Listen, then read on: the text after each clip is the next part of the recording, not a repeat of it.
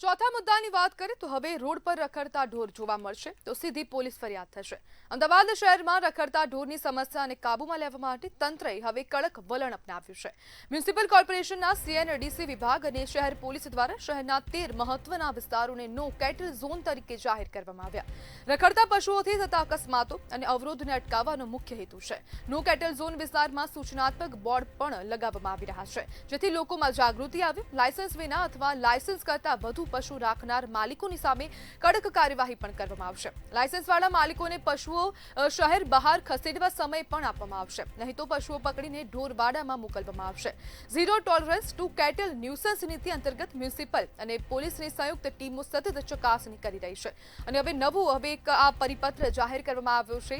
Ahmedabad municipal corporation અને police commissioner દ્વારા સંયુક્ત રીતે કાર્યવાહી કરવામાં આવશે અને જે આ નો કેટલ ઝોન જાહેર કરવામાં આવ્યા છે, અમદાવાદના 13 જેટલા વિસ્તારને નો કેટલ ઝોન જાહેર કરાયા, જેમાં પારડી વિસ્તારનો પણ સમાવેશ કરવામાં આવ્યો છે। અનેક ટ્રાફિકવાળા જે સ્થળો છે ત્યાં હવે ઢોર નહીં રાખી શકાય અને જો ઢોર રસ્તા પર ફરતા દેખાશે તો તેમની સામે કાર્યવાહી કરવામાં આવશે। જો કે પશુ માલિકો પાસે જો મંજૂરીથી વધારે ઢોર હશે તો તેમની સામે પણ કાર્યવાહી કરાશે। જો ઢોર પકડવાની કામગીરી દરમિયાન હવે જે પશુ માલિકો છે તે વચ્ચે આવશે, અડચણરૂપ બનશે તો તેમની સામે પણ પોલીસ દ્વારા કાર્યવાહી કરાશે, પોલીસ ફરિયાદ નોંધવામાં આવશે અને એફઆઈઆર પણ કરવામાં આવશે અને જેથી કરીને જે ઢોરના માલિકો છે તેમની સામે પણ કાર્યવાહી કરાશે।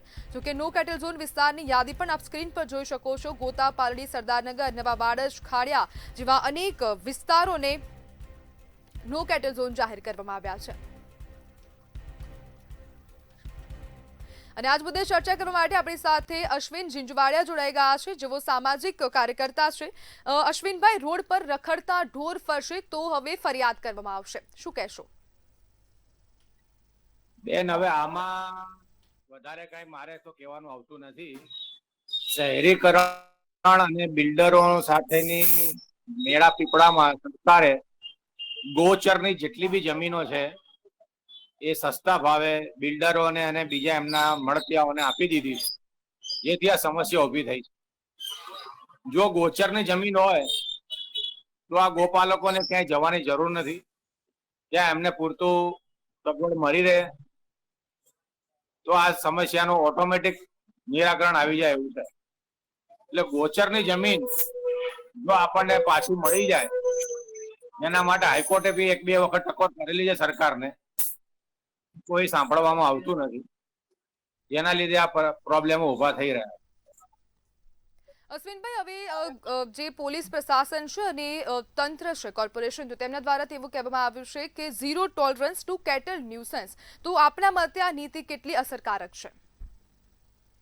અસરકારક તો છે બેન, કારણ કે રખડતા ઢોરના લીધે સામાન્ય પબ્લિકને ટ્રાફિકની સમસ્યા તો થાય જ છે, એમાં ઘણા લોકોએ પોતાના જીવ બી ગુમાવ્યા છે।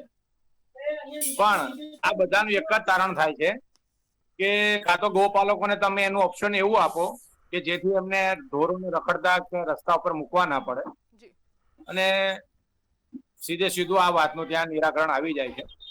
તો ગોચરની જમીનના શહેરીકરણના પીઠ પાછળ જે આ રીતે કરવામાં આવી રહ્યું છે એને રોકવું જોઈએ એવું મારું કહેવાનું છે બેન।